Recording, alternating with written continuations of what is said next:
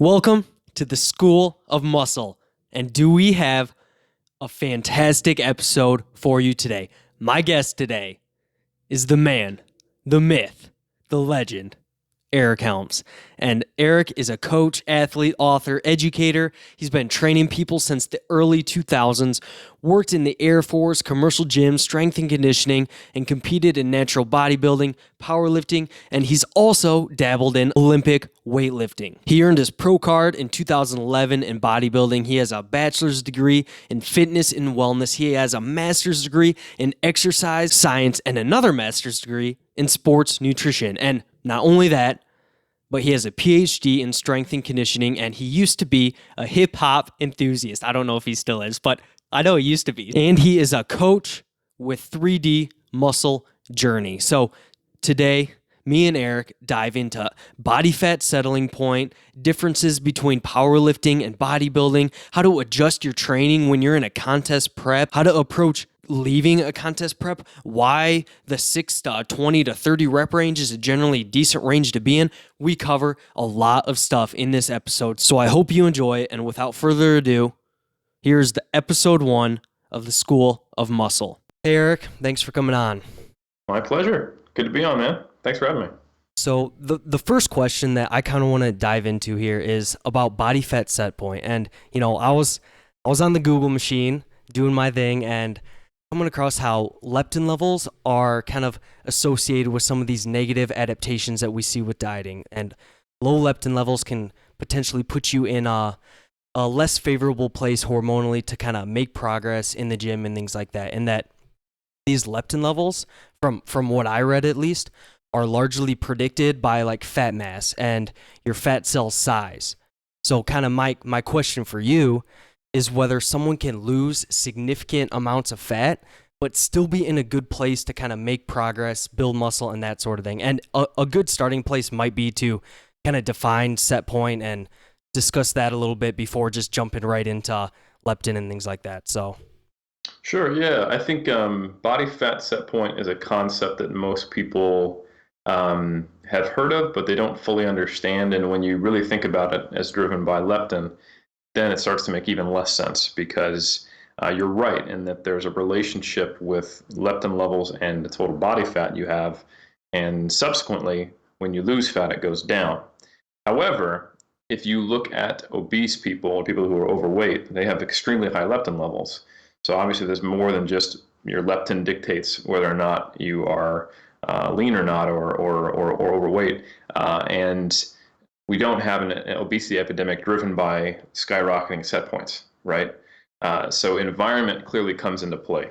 And it comes into play in a way that can vastly overwhelm any biological set point we have, clearly, at least in modern times. So probably a better way of framing this is what I call settling point, or even better, a settling point range.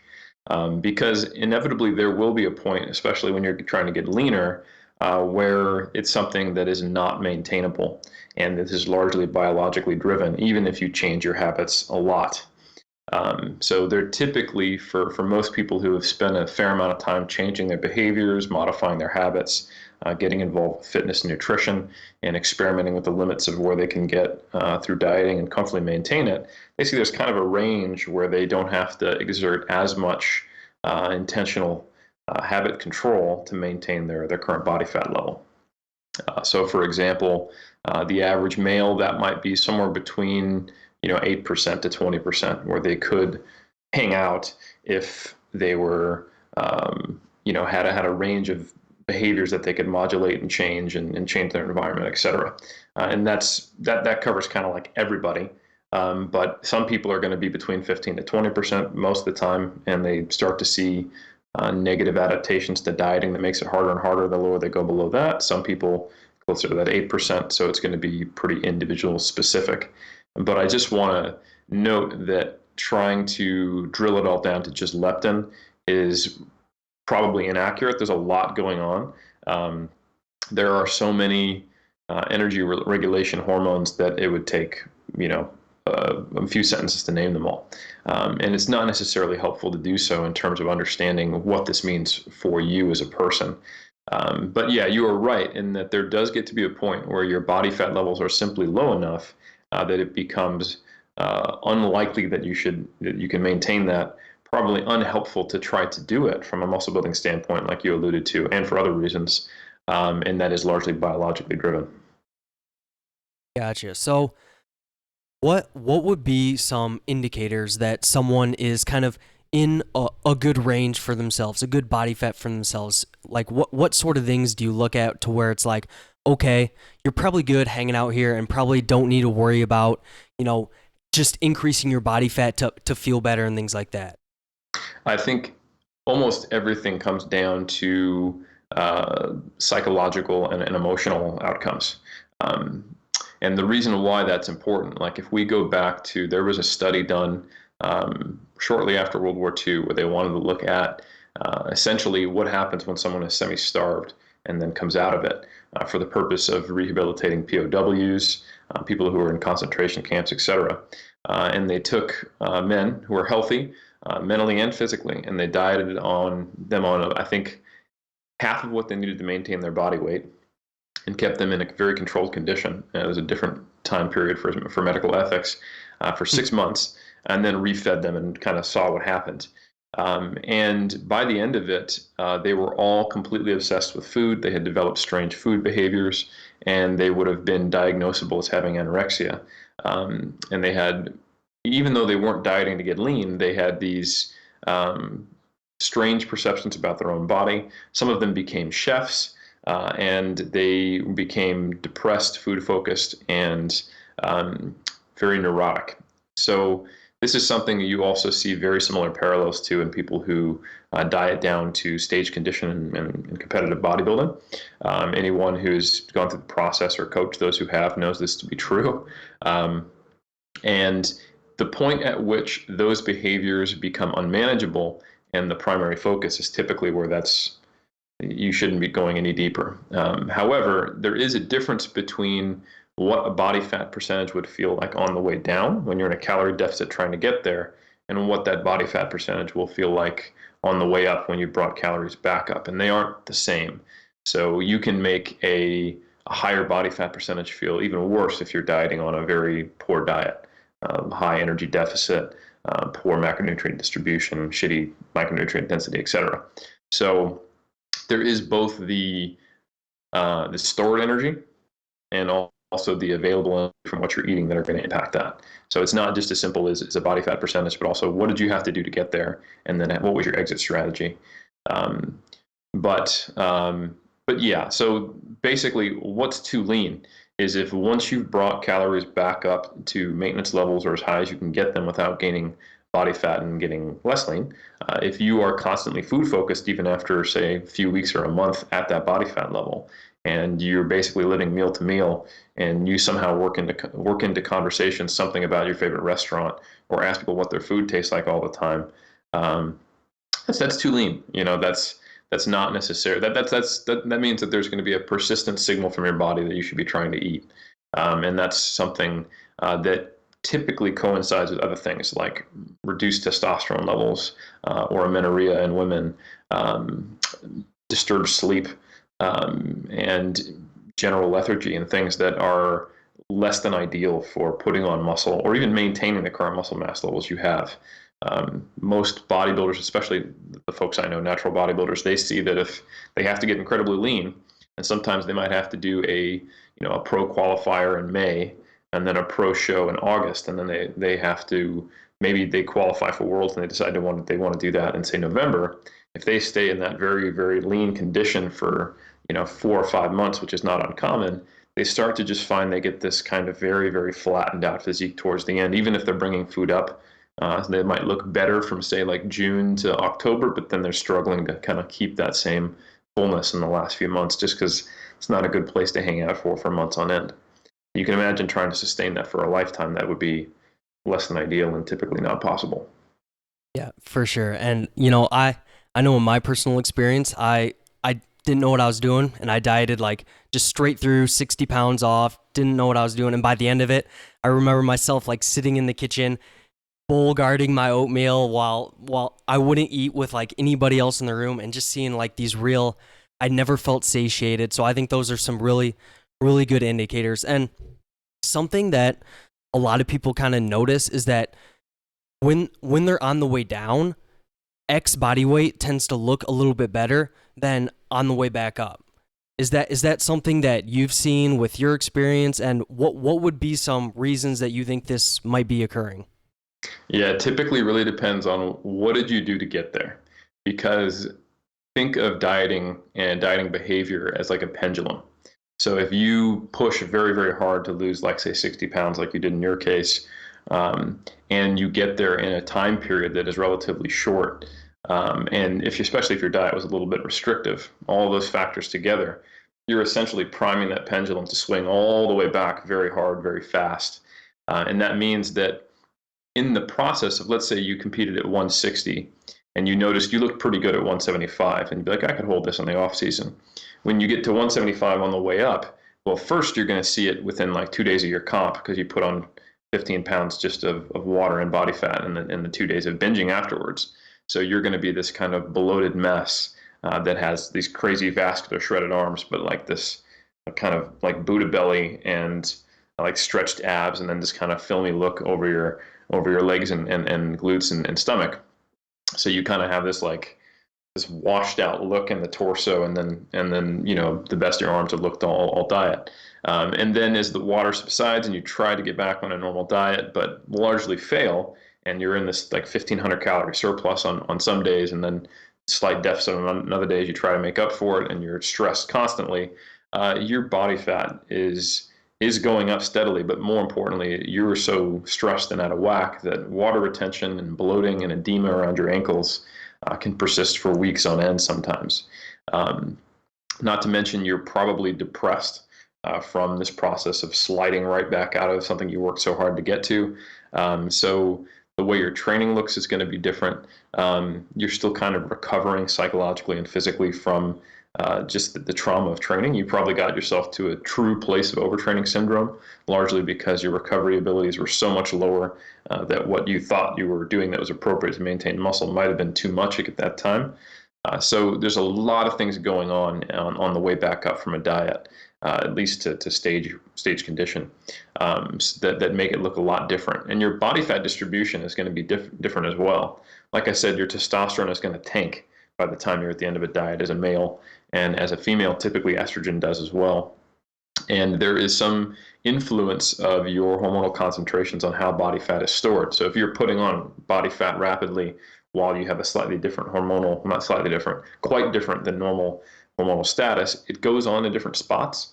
You may notice that if you had your legs would come in last when you dieted for a show, but your abs got lean pretty quick, that all of a sudden, for the first time in your life, your abs be gaining a lot of fat while your legs stayed lean. That's a common thing you'll hear people report. And then it'll start to even out months later once your hormonal levels also even out and things start to shift back to normal. So it's kind of this transient state. However, if you were to diet down to, let's say, again, 160, and then you quickly got back up to, say, 168, and then very slowly gain from there, you might find that when you got to 175, it would look substantially better than it did on the way down because you're coming into it in a much healthier place. And you had dieted to get to 175 versus lean gaining to get to 175, which is going to look a little different. So it's all context dependent. For sure. And I think you basically like outlined my exact experience with what happened to me. It was like dieted down. And it was right before college, so I went to college, went on that meal plan, and it just hit the fan. And it was totally like you said, the abs completely gone, but the arms, the veins, everything was awesome. But yeah, that's really interesting there. And the next thing that I kind of want to move on to, so we're kind of talking about these negative adaptations to dieting. So from what I hear, you're planning to compete here pretty soon and go through this extended diet. So what kind of things are you going to try to put in place to kind of avoid some of these more negative adaptations to dieting?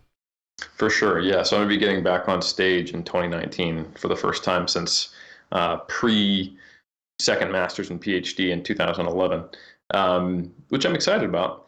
And there are some things you can do to avoid some of the negative adaptations to dieting, and we'll talk about what they are, both the adaptations and the things that you can do to mitigate them. But I think it's always important to point out that even when you do everything right, getting yourself down to the kind of condition you need to be competitive in bodybuilding, which is striated glutes, veins in your hamstrings, and general lack of appearance of having any subcutaneous body fat.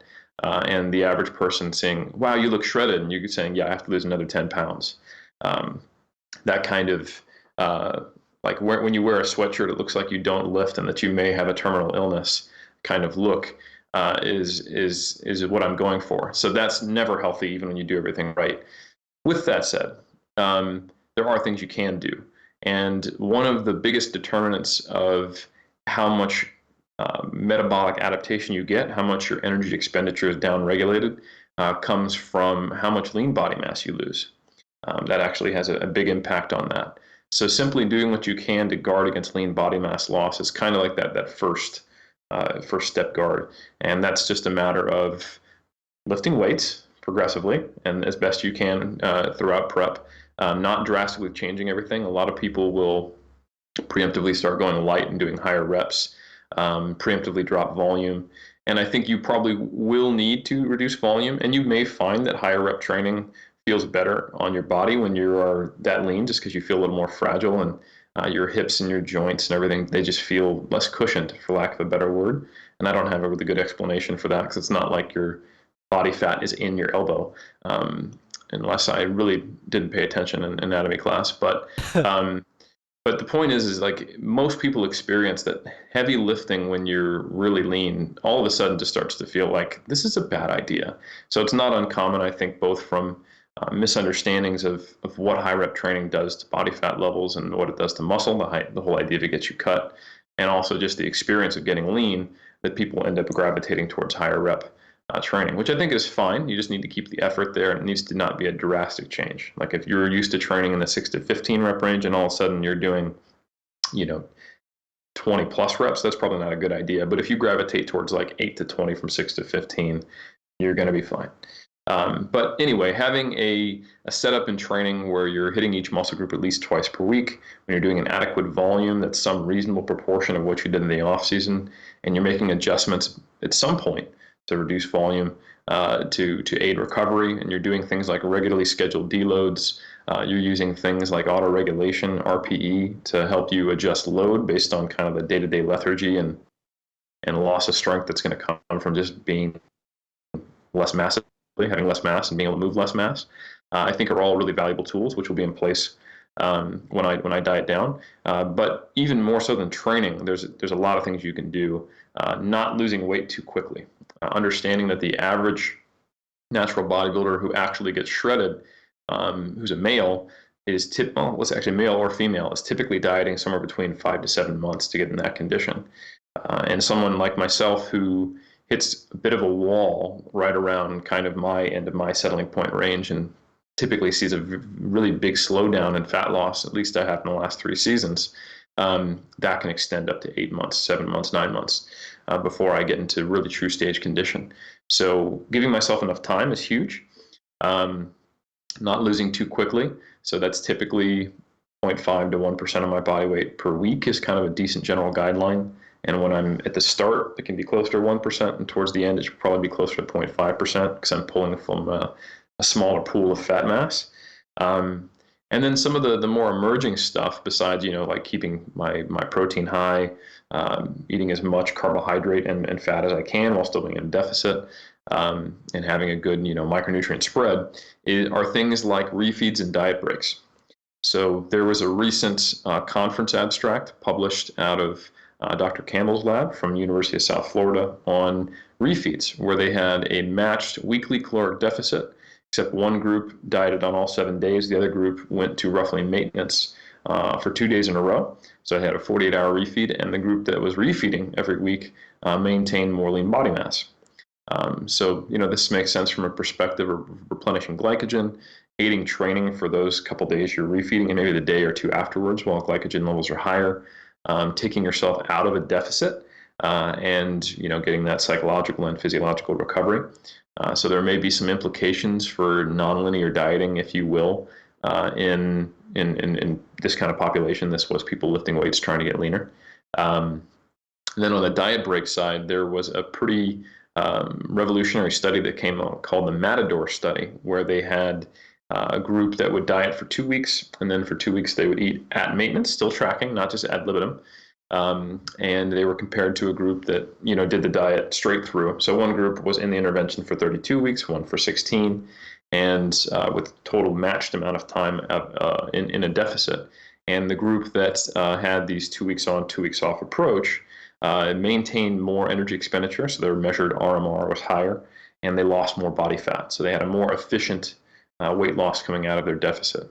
So things I will be doing is I'll probably be having 2 refeed days or 3 throughout the whole prep. So I'll be dieting on 4 or 5 days out of the week.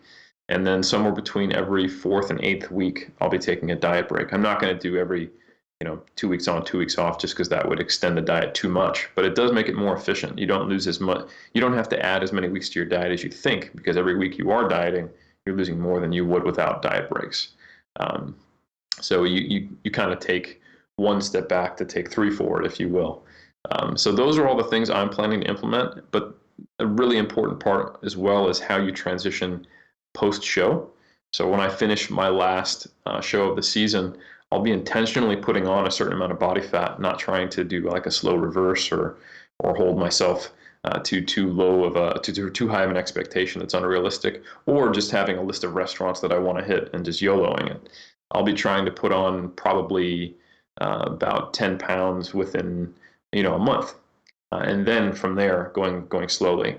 And I think giving yourself an intentional surplus to gain body fat, like you said, get those leptin levels higher, regain the lost muscle tissue, and not have the stress of trying to follow a very small surplus when you've been starving, I think is a much more realistic goal. And it'll get you to that point where you can get, kind of like we talked about that example of the person who went from 160 to 168 and then slowly to 175. We should hopefully see me getting to a reasonable, still lean athletic body fat percentage, but not through trauma when we get there. So Sure. And so you're at that point when you're coming out of that contest prep. Is your training, are you gonna decrease training loads to kind of recover after your prep a little bit, or are you gonna kind of try to make use of your calorie surplus? What's kind of gonna be your plan there with training? good question. So it will probably already be reduced in those final weeks towards my final end of my shows. It does depend somewhat on the show schedule. So I'm going to be trying to compete with Jeff Alberts, my man, my fellow 3DMJ coach. We'd love to get on stage together. I think the timing's right. So which shows I pick will largely be dependent on, if I do my first PNBA Pro show and then we go, okay, well, who takes PNBA pros? And it's like, because the natural bodybuilding scene in the States, there's like 45 organizations. And Jeff and I have pro cards in different organizations. So we kind of have to figure out where we can trade to go to. I think we'll probably find a federation that accepts both of our cards, do a couple shows together, and then go from there. So there may be periods where I've gotten lean and it's 2 months until we can do a show together or something like that. So I will be trying to eat up into shows after I'm lean. So it's almost like reverse dieting when your diet's not over. Yeah, adding these small increments of, say, 15 grams of carbs, 5 grams of fat per week, and dropping cardio off like every other week to try to see what's the most amount I can eat and the least amount of cardio I can do while maintaining that condition, which typically results in a much better look as you regain glycogen, regain energy, you can train harder, etc. But like I said, there's still kind of a clock ticking on how long you want to stay shredded. So ideally, I'm going into my last show eating the most I can, doing the least amount of cardio at that body fat percentage that is competitive for me. And then my training will probably be somewhere around, if I had to guess, like 3/4 of the total training load I have at peak off-season levels. And then from there, as I go into a larger surplus, I will probably play it by ear. Just the food itself is going to drive, I think, regain of lost muscle tissue for probably the first month or so. And then maybe after that, I'll get closer to maybe 90% of my off-season levels and then work towards it as I start to feel better and better psychologically and physiologically. Gotcha. So that's interesting. So when you're going through your kind of contest prep period, you kind of talked about how you're probably going to get down to volume levels that are about 3/4 of your off season, and is that gonna? I guess my question is, are there certain indicators that you're looking for when that you might adjust training volume when you're going through a contest prep? Is it kind of performance based, or what are you kind of looking for to say, okay, now would probably be a pretty good time to reduce those training volumes? Yeah, so it's a combination of things. So it is performance metrics. So um, the more variable your performance gets, you can tell that there's not a great matchup between your recovery and stimulus. Like if some days you're able to hit damn near off-season levels of strength, and then the next day you're at whoa, I just lost 20 kilos off that lift. That means you're kind of in this not well recovered on and off state, which is not uncommon during dieting. It's actually pretty normal. Other things that I look for, and it's actually the same things I look for in the off season as I do the in season. You just find they're much more prevalent when you're dieting. So things like lack of motivation to train, more delayed onset muscle soreness, more joint niggles, reduced sleep quality.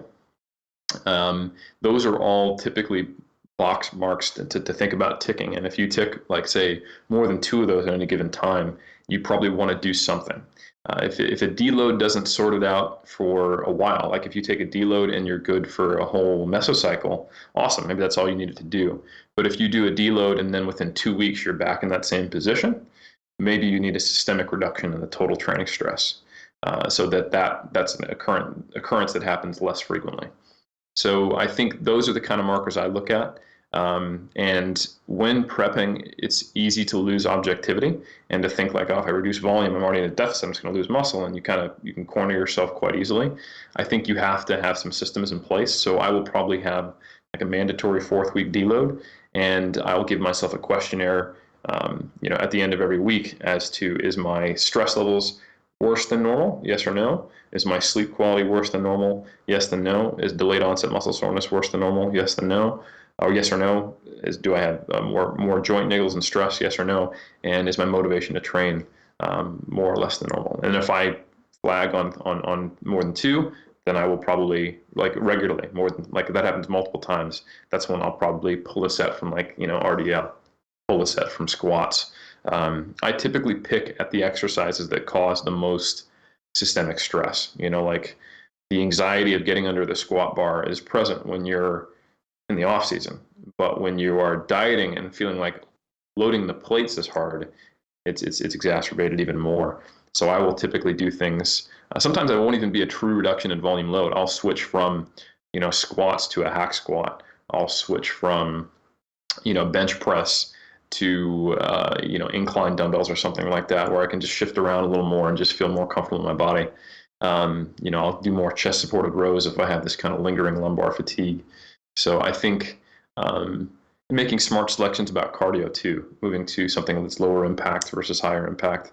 I think all of those things can, if you're savvy about your exercise selection and your cardio modalities, sometimes you can make the same volume of training just as stimulative to the muscles, but less stressful overall to your psyche and your body, and the parts that tend to wear out a little faster than muscles, or take longer to recover, I should say. Gotcha. So kind of your approach is a little more like, all right, maybe we hit this with a deload right now, and then we recheck with these indicators, see how things are going, and then if we don't really recover, if that deload doesn't buy us much room in our MRV, as Dr. Zertel would say, then maybe it's a good idea to kind of reduce that stress so we can kind of go with longer periods of time before we need that deload. Does that sound about?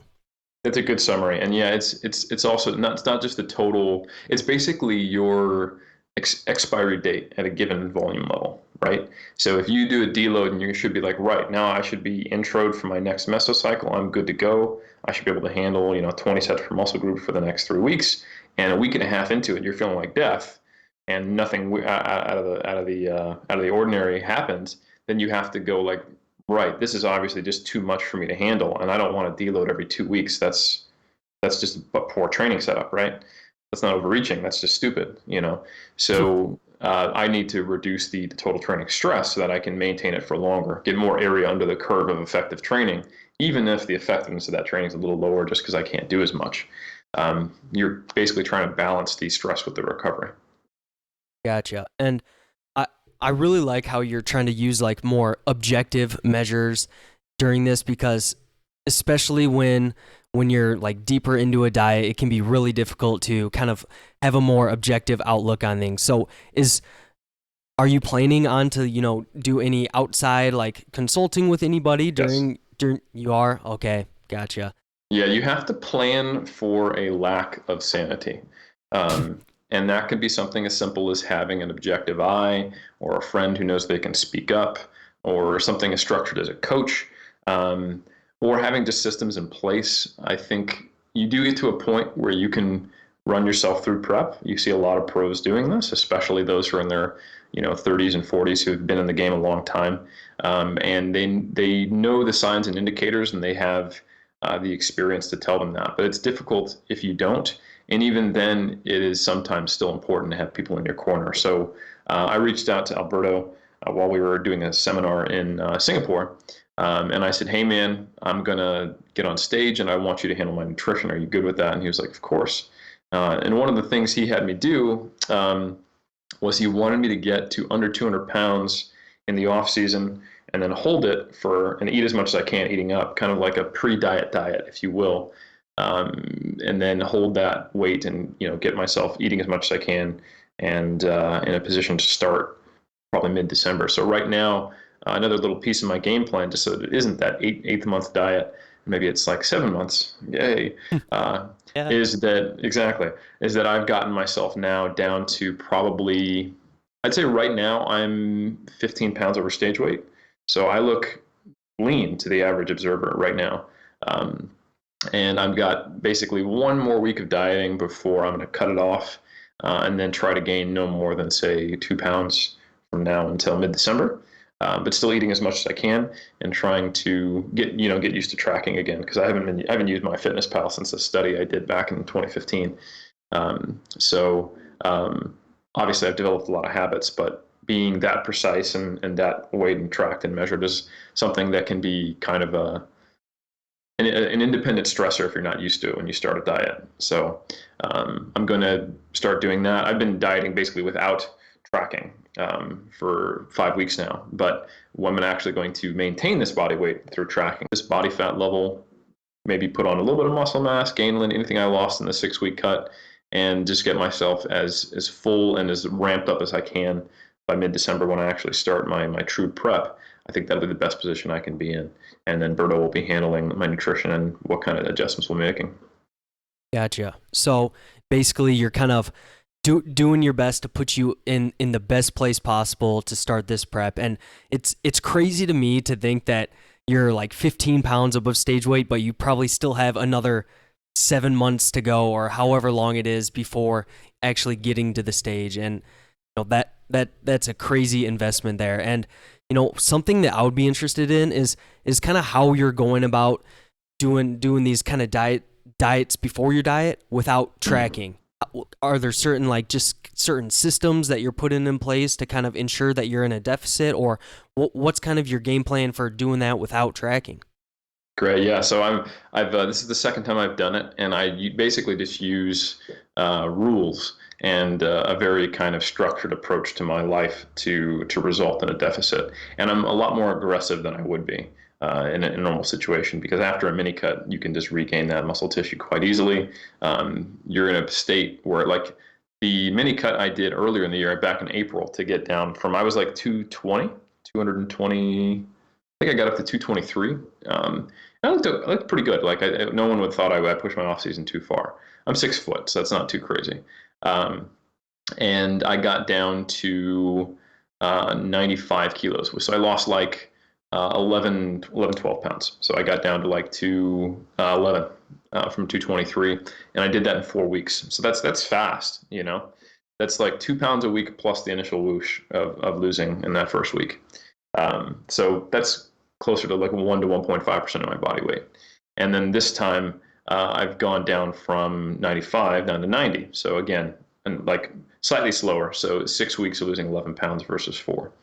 Um, so it's definitely an aggressive diet. It's definitely not something I would recommend for contest prep. But when you're in a position where I haven't dieted for 7 years, like the body fat was flying off. It really wasn't that difficult, and I wasn't hungry.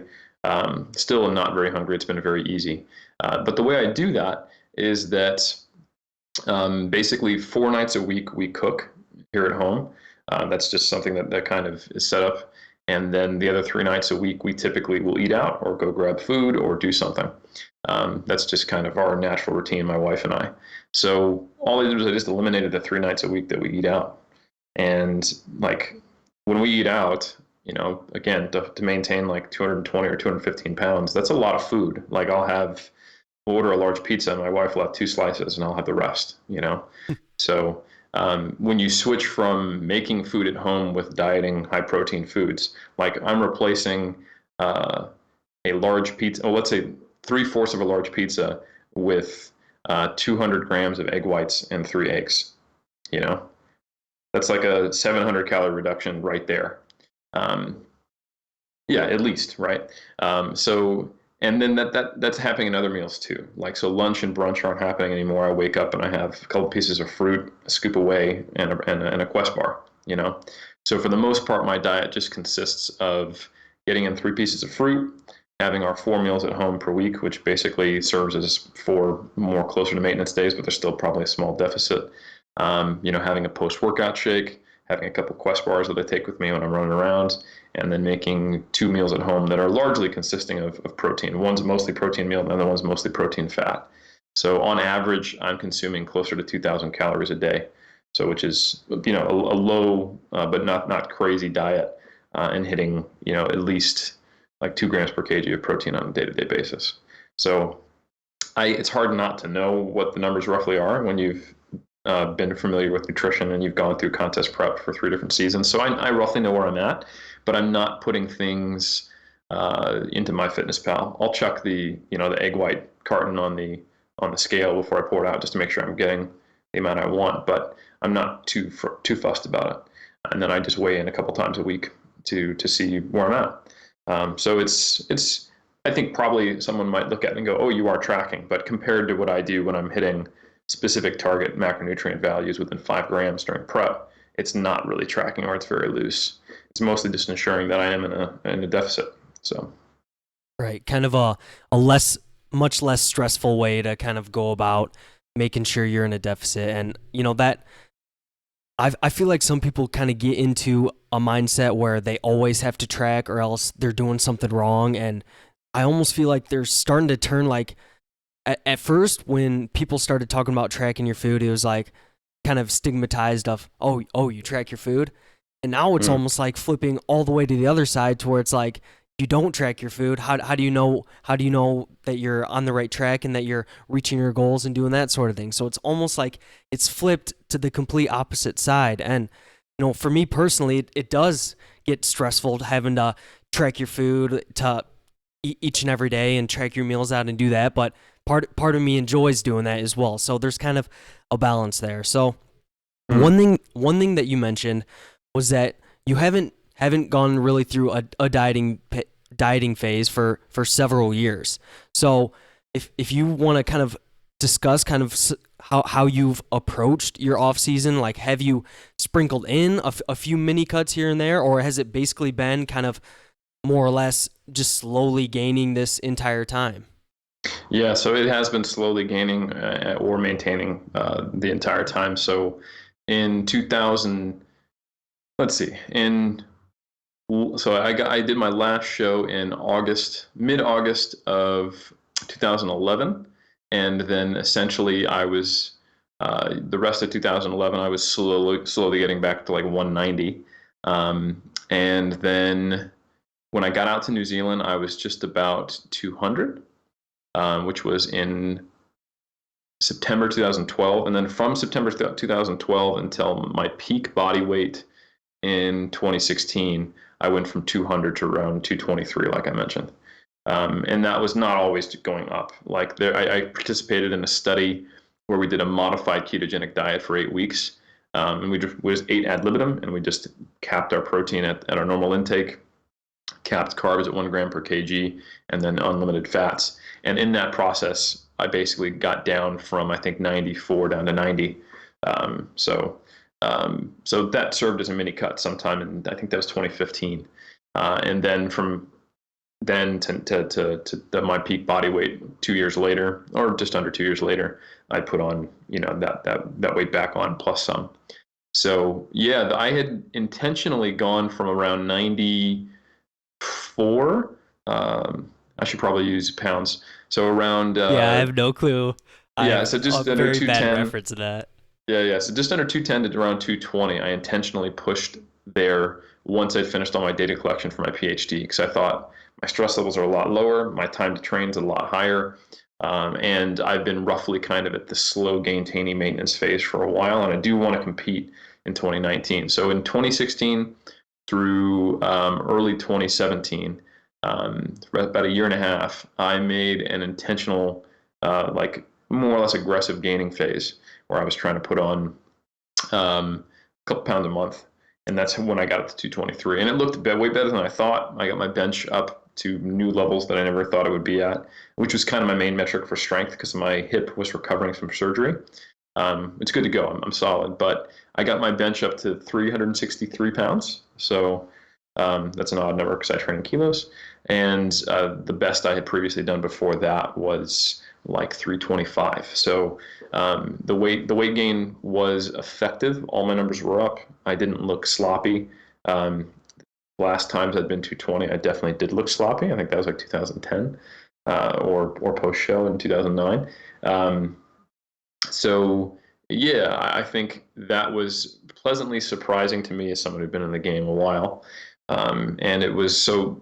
But I guess the point I'm making is that I've been thinking about getting on stage post PhD at this point since about 3 years ago, and thinking about what do I need to do in my off season. I switched from powerlifting training to much more bodybuilding focused, and then I've done this mini cut this year and this other mini cut now later in the year to get in a position where I've put on as much muscle mass I think I can. I've worked on weak points, and I'm putting myself in the best position to diet come December to basically, see what I can do at the pro level. And my only goal is to just be the best me I can be and not get totally stomped.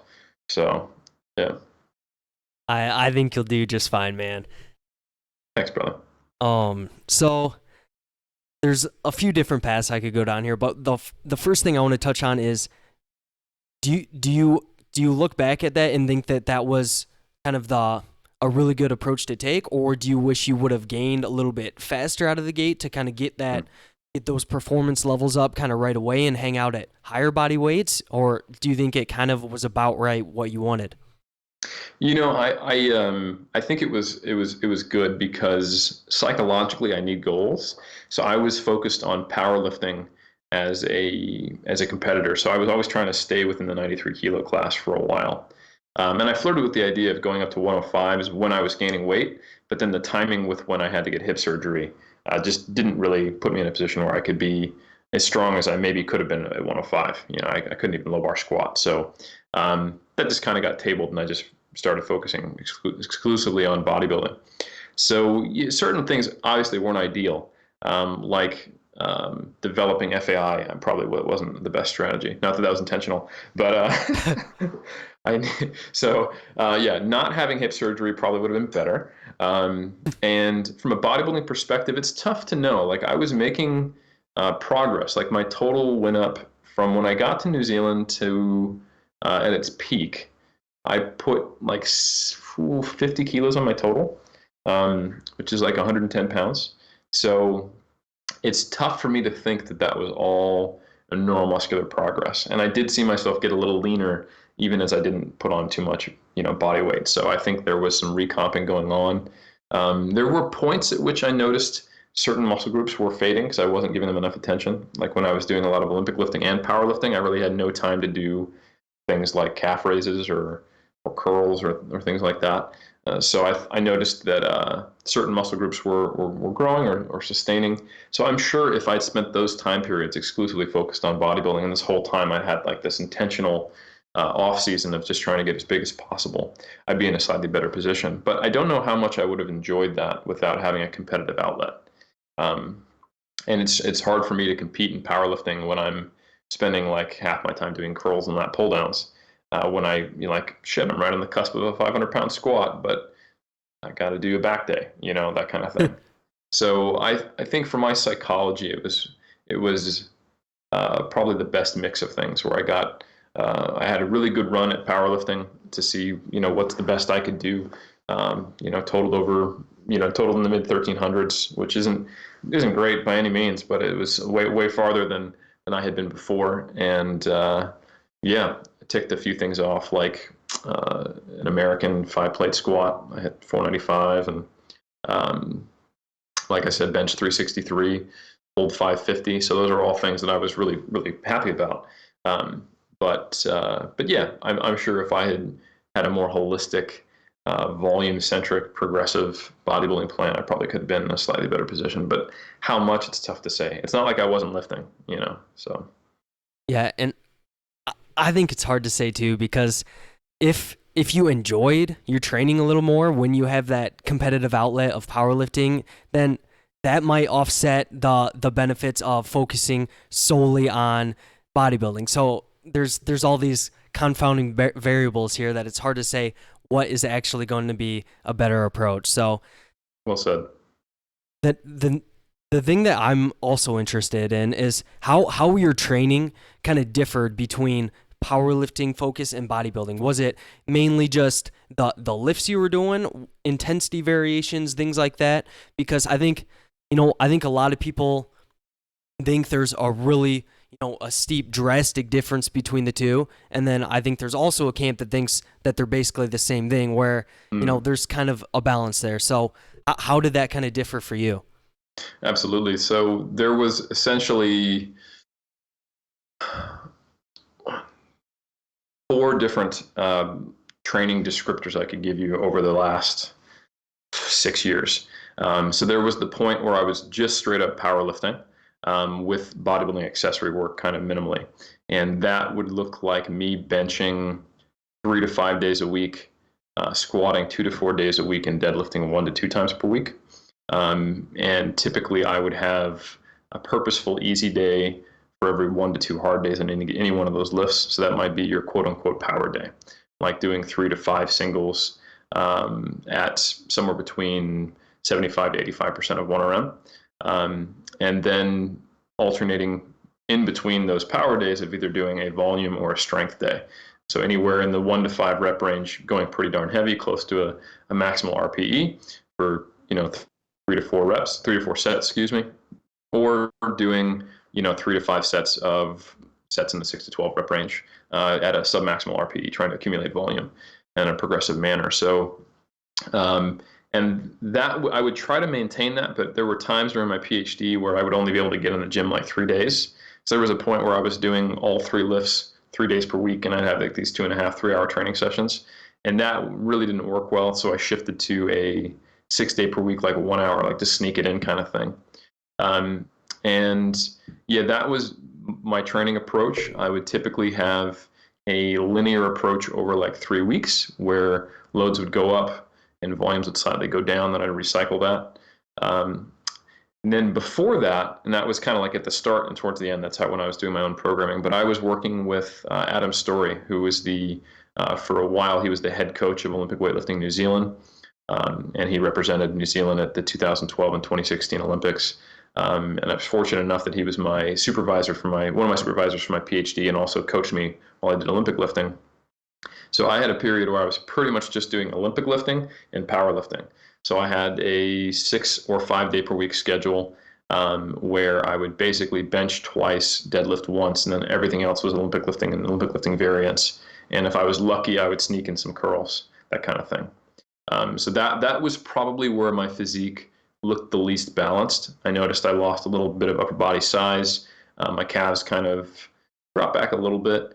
But my quads were looking great, and erectors and back were very solid. So I kind of looked a little more like an Olympic lifter who benched sometimes, and because that's exactly what I was doing. So those were the kind of the main big templates. Very powerlifting focused, or powerlifting with a little bit of bodybuilding, or pure powerlifting and Olympic lifting blended together. And then for the last 2 years now, it's been a straight up bodybuilding split. So alternating upper lowers, or right now I've got like one full body day and then 4 upper lowers. And I'm not even deadlifting currently. I do RDLs or good mornings. And then I do high bar squats and front squats, leg press. And it's mostly different movement variations. And I'm mostly training in the like 6 to 20 rep range. It's rare that I touch something under that. So it looks a lot different now compared to previously. At least, I mean, it depends on what your perspective is, but there are still elements of me using, I still bench and I still squat, and I do a deadlift variant, so it's not crazy different. And like, it's not like I don't think my squat has gone down much. I could probably still high bar over 400 pounds right now for a single, and I could bench maybe like 330 right now. So it's not like I'm getting weaker by any means, but I'm doing a lot more volume with the movements. And for the reasons for that 6 to 20 rep range, would you kind of want to cover kind of why it might not be the best idea to go much below 6 reps, and why, it might not also be a great idea to go much above 20 reps all the time? I mean, of course, you can do a little bit below that and a little bit above it. They're not hard lines for everybody, but why might it be a generally good idea to stick in that rep range? Great question. So the big question that everyone's trying to answer as of late is, how do we count volume?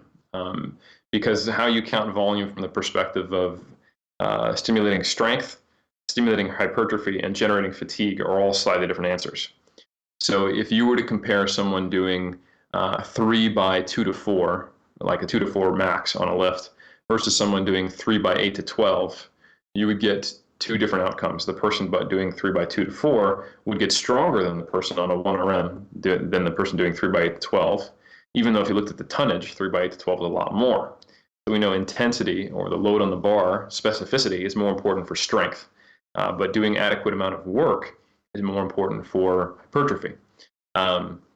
So at a certain point, though, you can start comparing sets to sets. Like, we also have a study showing that 3 by 25 to 35 produces the same hypertrophy as 3 by 8 to 12. So at what point does a set get on equal footing to any other set? And is there a point where there's a drop off? That's the question. So right now, I think the best speculation we have is that if you're doing like at least 6 reps, probably up to 20, 30 reps, any given set, if it's an adequate effort, it should have a pretty similar stimulus for hypertrophy. Now, why is that? Someone might be like, what the heck, you do 20 reps, that's going to be damn near 3 times the volume of a set of 6. Right. Well, because your body doesn't count tonnage. Your body thinks about how much time under what level of tension. So if you do 6 reps, you're already going to be around like 85% of 1RM. It's going to be slow from the get-go. And on the very first rep, you're going to be recruiting pretty much everything and placing it under a high tension stimulus. And it's going to last long enough that you're putting adequate fatigue from that tension stimulus into almost all your muscle fibers, right? The same thing occurs when you take a set of 20 damn near to failure. It's just that the first 10, 15 reps are accumulating fatigue, generating metabolic byproducts, and making it so that you have to cycle in those high threshold motor units that would normally be present on a heavy lift, because now everything else is done.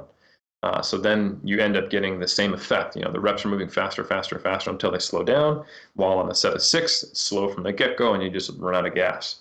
So for that reason, kind of any moderately heavy up to moderately lightweight can be effective for hypertrophy, given that the adequate effort is there. But at a certain point, you can go too light. There was a study just recently published showing that even when you do a similar number of sets, if you're training at like 20% of 1RM, which is some stupid number like your 50 rep max, that actually doesn't produce the same amount of hypertrophy as training anywhere between 40 to 80% of 1RM. So you can use light loads. You just can't use like a pencil, you know? So yeah.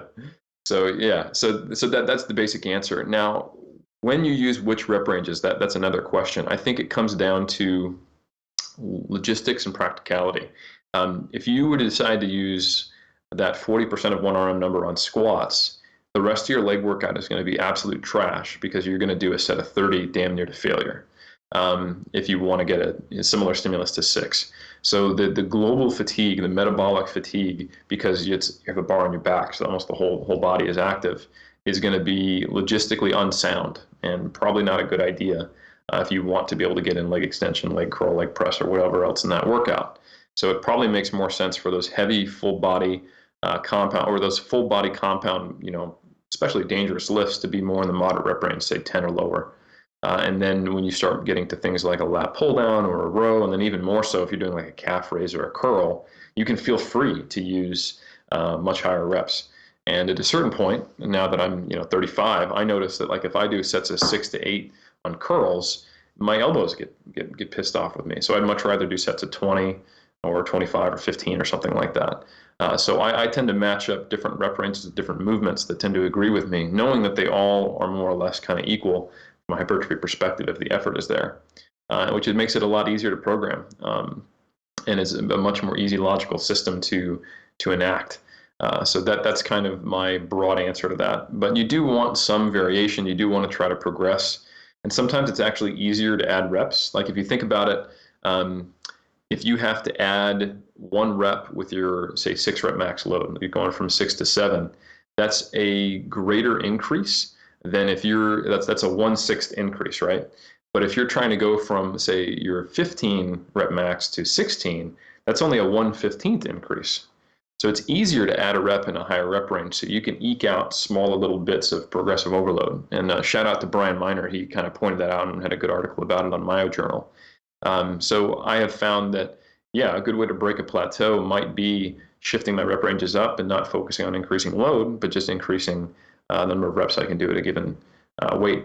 So I think if you know that and you know the various strategies and you know that any rep range kind of within 6 to 30 can work, that gives you more options and more ways to find progress and to prevent mental burnout too. Right. And I really enjoy thinking about it in terms of sets in the like 6 to 20 to 30 rep range, because then it kind of takes the minutia out of worrying about, okay, I have to do a set of 10 here. Well, okay, if you want to do a set of 15, set of 18, it's probably not going to be a big deal depending on, the exercise and things like that. And, I know for myself personally, I used to get caught up in the minutia so much, and I would be lying in bed thinking about, okay, should I do 8 reps or 9 reps? And thinking about those little details. So I think that really helps people out there. And I'm pretty sure that Mass, a research review by this guy here, and then Dr. Zordos and Greg Knuckles, great research review, completely recommend it to anybody that's interested in staying up on the science. Recently had an article on whether you can actually count hard sets, and basically from the article was that, yeah, it's a pretty good proxy in that, 6 to 20 to 30 rep range, as long as you're still within. The article specifically was kind of like within 3 reps from failure, but I think it was Dr. Zordos who kind of reviewed this one. It was like, if you're probably within 3 to 5, maybe 6, and depending on the exercise, you're probably all right as well. Thank you for the plug, and that's a good summary. Yeah, there was a recent systematic review. So this isn't just me pulling this out of my butt. There's like the recent systematic review that we reviewed in Mass covered a bunch of studies where they either matched volume load or matched number of sets, and the overall evidence indicated that number of sets is adequate so long as there's enough reps and efforts there. But the question is how much effort is required, and I also think that it probably makes a difference at what the given load is. Maybe it doesn't. I could be wrong, but like if you do a single rep at 80% of 1RM, everything gets turned on. You could probably cluster your way with singles at 80% towards hypertrophy. I don't think it would be optimal or the most efficient way to do it, but you could do 10 sets of 1 at 80%, and you would think they would do something and be similar to 1 set of 10. I could be wrong, but think about it. If you do a single at 80% of 1RM, that's like a like a 3 RPE, you know? So it may be that at like moderate loads, you can hang around a 5 to 6 RPE, but if you're training at 40% of 1RM, it's got to be closer to that 6 or 7 RPE. But yeah, I think you've got to get somewhere within the realm of getting near muscular failure, but you definitely don't want to be pushing things to failure all the time. Where that cutoff or threshold lies, it's probably not a cutoff or a threshold. It's probably a continuum. We don't really know yet. Right. I think there's a balance to where, okay, it still has to be difficult if you want any adaptations to occur. Like you can't just go in there and do nothing. But then there's also that balance of you're not going to get a very good like stimulus to fatigue ratio if you're always pushing things to failure all the time. And a pretty good range for a lot of people might be on most sets, keep, a couple reps in reserve rather than pushing everything to failure, because then you're kind of getting that disproportionate amount of fatigue for the sets you're doing. So well said.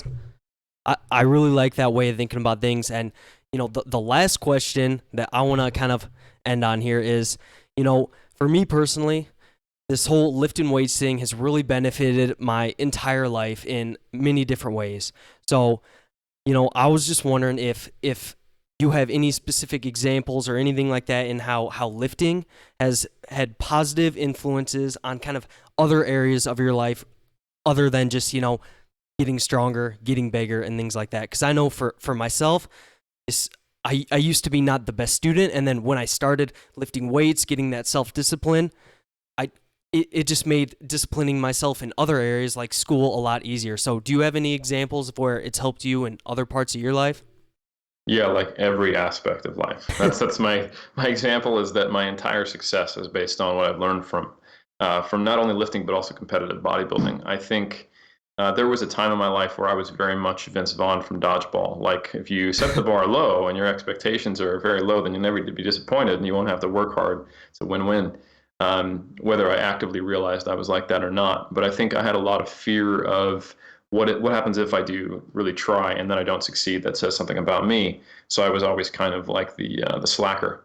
But I had a few times putting my toe in the water of working hard. Like I was in the Air Force, and basic training certainly wasn't easy. But I will say that going through a competitive bodybuilding prep cycle is one of the hardest things I've ever done, I would say.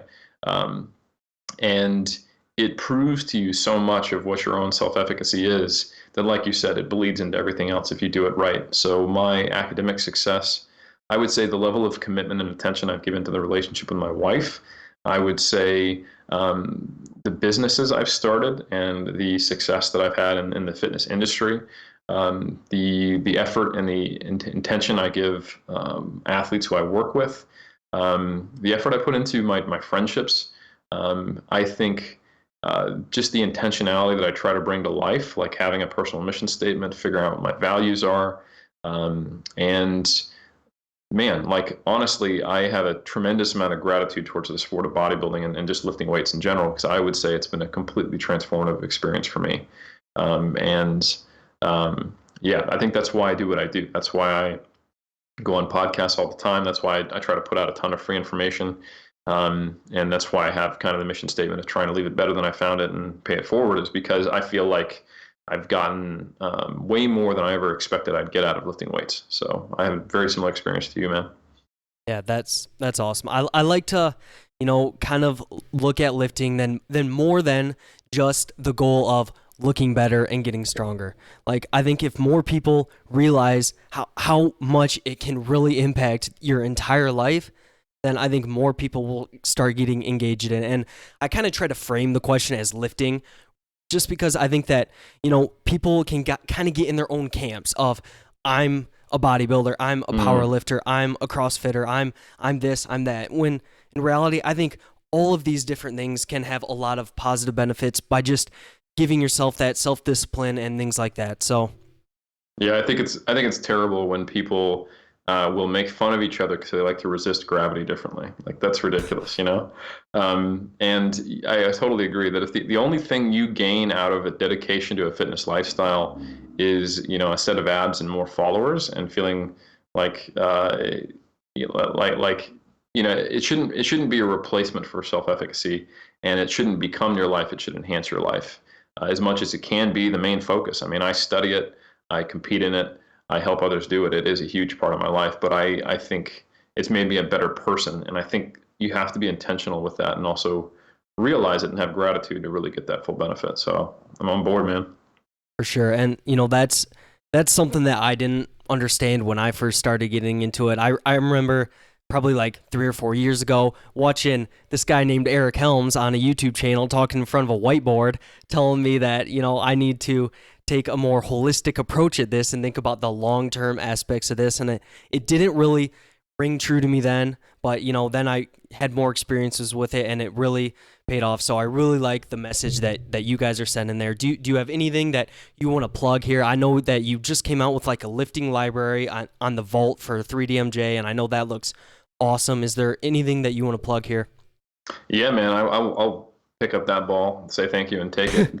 So the lifting library is something we're really proud of. We did a bunch of recording of the 5 of us, 3DMJ coaches, and Andrea, our chief operations person, doing the lifts. Basically, we chose the main lifts, so things like squat, bench, deadlift, and also the really common accessory compounds like overhead press, front squat, RDL, and then also a lot of lifts that most physique competitors and just anybody in general don't perform correctly. So things that you might not even expect, like a lateral raise or a calf raise, or things that are more often misperformed, like a hip thrust or an RDL. And we have a video of one of us going through it with a ton of pop-ups, visual cues, things that you can read, arrows, identifiers, and me doing a voiceover talking about cues, biomechanics, resources you might need to perform it properly, things to focus on, how to progress it, things to be wary of, alternative exercises. And then we also have a whole section on programming notes. So it's not just teaching you how to lift, but why you might do certain exercises and when, which we think is going to be a really good companion to things like the Muscle and Strength Pyramid books. Because there's not really much out there as far as how to actually lift for like the bodybuilding community. There's plenty for CrossFit, there's plenty for Olympic lifting, there's plenty for powerlifting, but there's not a really great resource for people who are doing a more general approach to bodybuilding or using more exercises. So we really wanted to kind of solve that problem. So that's one. So a good place to kind of a one-stop shop to get your fill of me is 3dmusclejourney.com. And there's links to many things we've talked about, like the books I just mentioned, Mass, like Ryan brought up earlier, our podcast, our blog articles are there. Pretty much it's all there. And then if you want to follow me on Instagram, it's at Helms3DMJ.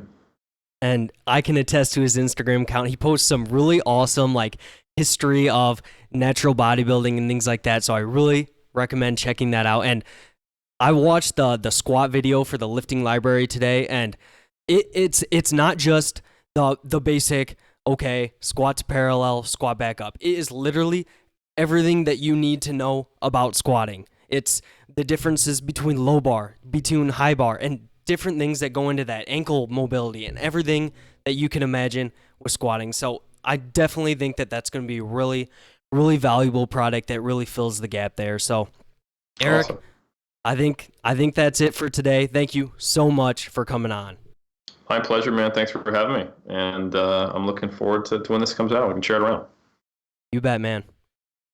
And that is episode 1 of the School of Muscle with Eric Helms. I really hope that you guys enjoyed this and took some valuable information away from it. If you haven't, definitely go check out Eric at 3dmusclejourney.com. Go check out his Instagram. He posts a lot of great stuff there and a lot of valuable content. And hey, if you want to make sure that you don't miss my future episodes, my next 2 episodes are actually going to be solo podcasts of me going deep into training volume for hypertrophy.